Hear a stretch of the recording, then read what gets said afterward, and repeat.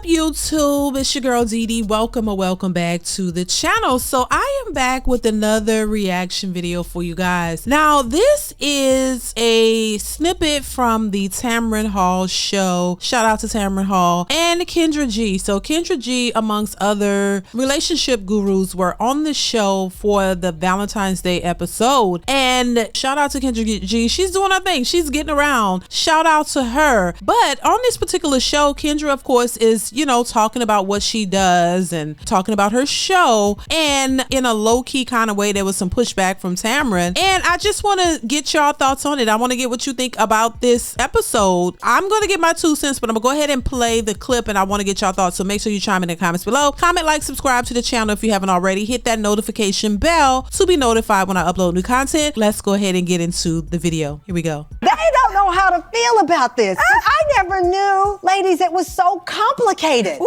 child. It's tough out there. Dating is a war. You had it right. It's a battlefield out there. It is. Yes. What makes it, Kendra, a battlefield? I think now because of social media, it's the gift and the curse because now we're all connected. But that fine man you had to worry about just in New York, no, he worldwide now. He got girls in Italy, Mexico, California. So the guy that most women want, he has so many options. And every woman wants the same man, child. Really? I don't care if she work at the Piggly Wiggly or she's the corporate lawyer on Wall Street. She want her a rich man, and that's just what it is. Really? Yes, girl. Hide your man, Tamron. Hide him. Hide him. Don't let him go outside.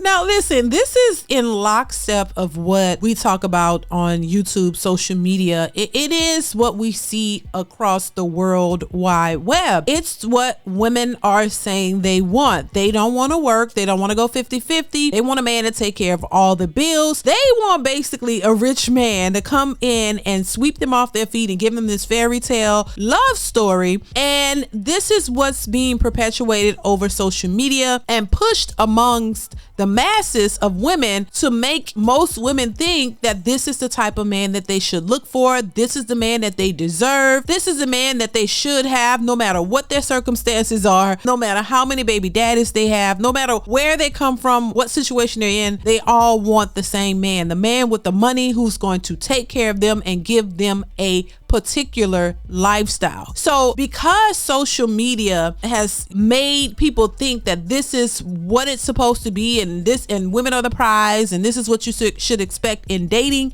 and in relationships, this seems to be at the forefront of what women truly believe and what they truly think they deserve and what they should have. But social media has definitely been a gift and a curse. I will agree with her on that because it has. Lots of people benefit from it, but it has definitely caused a rift in dating and relationships because people really believe that this is the way they should go about dating. Let's continue. Don't let him go outside, child. Don't let him go. Okay, I'm locking my door. Steven, don't you leave that house.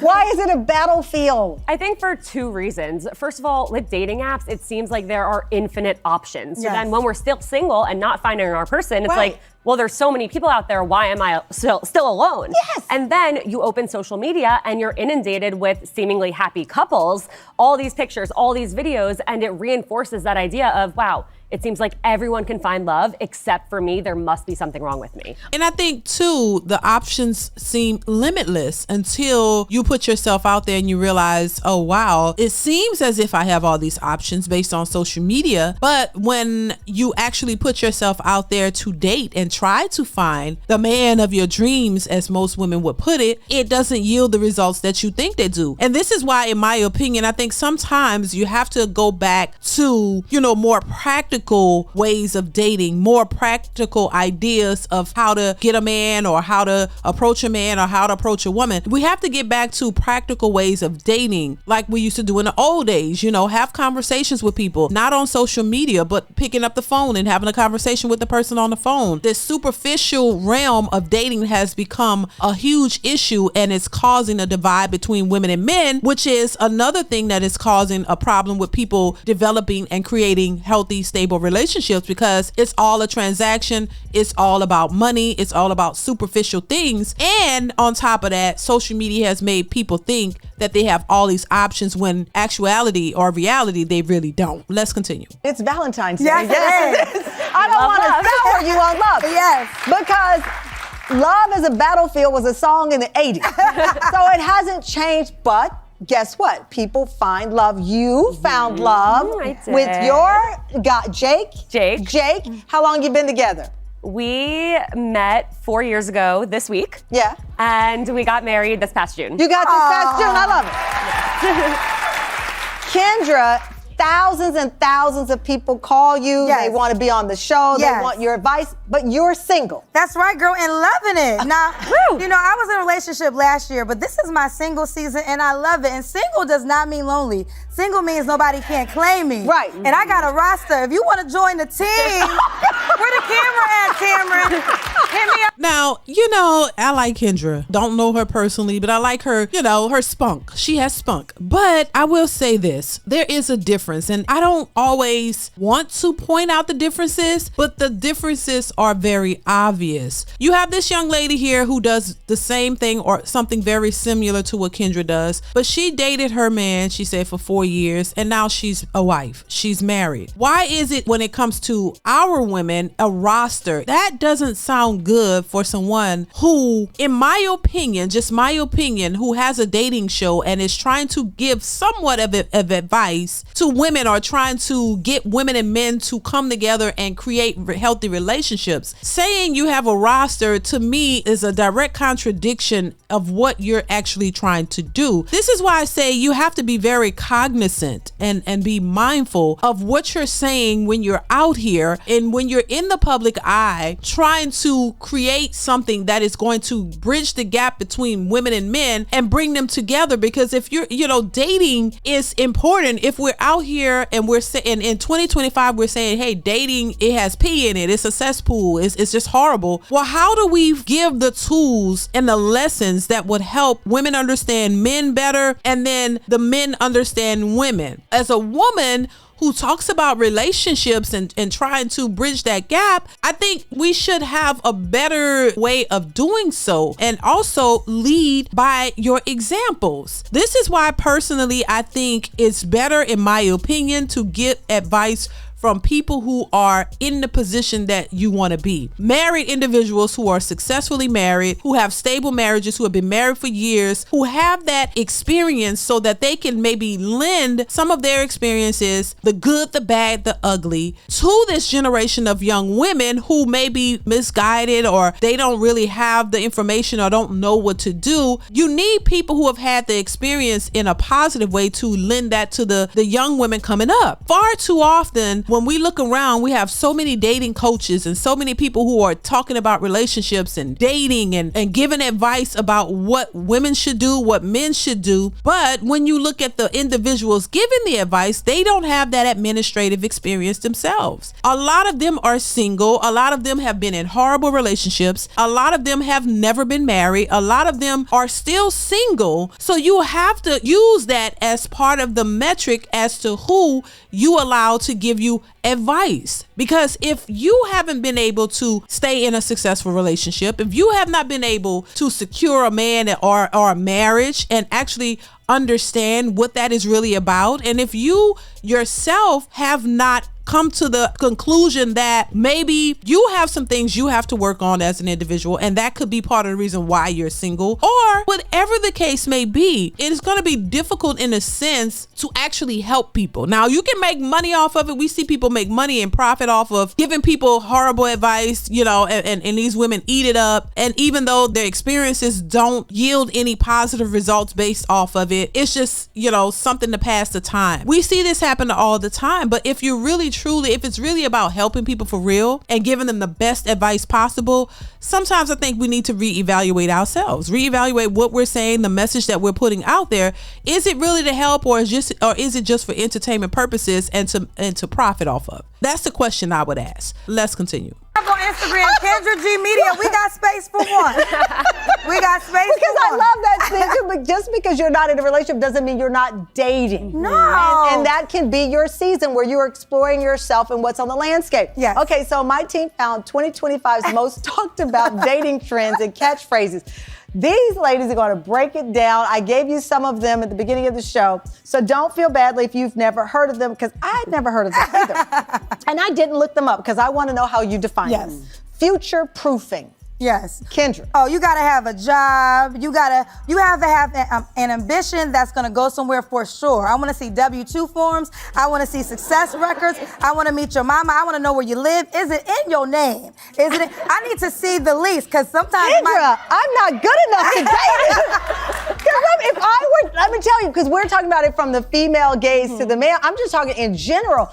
If I had gone on a date with someone and they started asking me about my W-2s and my bank account, they would have been seeing the gas come out of the pipes of my car. Yes. Because that's too, I'm intimidated now. Tamron is right. And see, the thing about it is, this is why I say you still have to be responsible for the things that you say. And do you believe what is coming out of your mouth? So, Tamron's reaction to that is the reaction for a lot of people. A lot of men would not be okay with a woman requesting their W-2s and getting into that.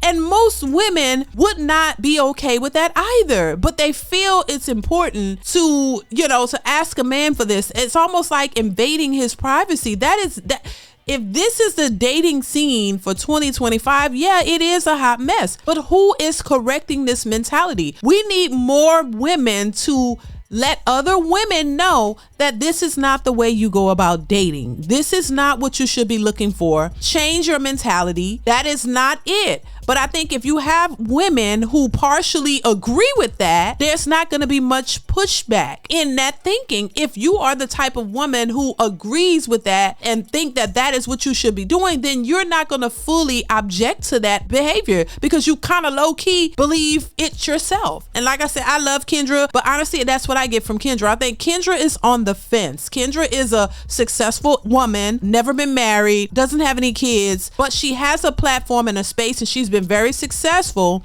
And I think she agrees with that in a sense, but doing her show, she kind of sees the other side of it, and she see the mentality of these women. So she understands that it's delusional, but I think a part of her is kind of on the fence with it because she is a successful woman. And that's how that can have a negative effect on how you view men, how you view relationships. And part of the reasons why a lot of these particular successful independent women are single, because they do have that mindset of, hey, I'm successful and I'm not gonna let no man come in and mess up my money and my bag or whatever. I did this, I did that, and it's very difficult for them to actually be in a relationship because it's all about them. And I think this kind of proves it. You know what I'm saying? If I'm totally against a certain behavior or nature, I'm going to speak on it. I would have clearly stated that no, this is the expectation of some women and this is what we see on social media, but I adamantly disagree with that. I don't think women should be looking at a man solely on his money and whatever else they're looking at that is superficial. That is something you would specifically speak on, but that puts a target on your back, and that puts you completely opposite of the women that patronize your business, because a lot of these women go on these shows because they relate, or they feel like the person will relate to them, or that this person is going to understand where they're coming from and co-sign that behavior. They feel it's comfortable. But as soon as you start taking a direct stance against the foolishness, then you will see the real backlash, because a lot of women don't want to hear anything other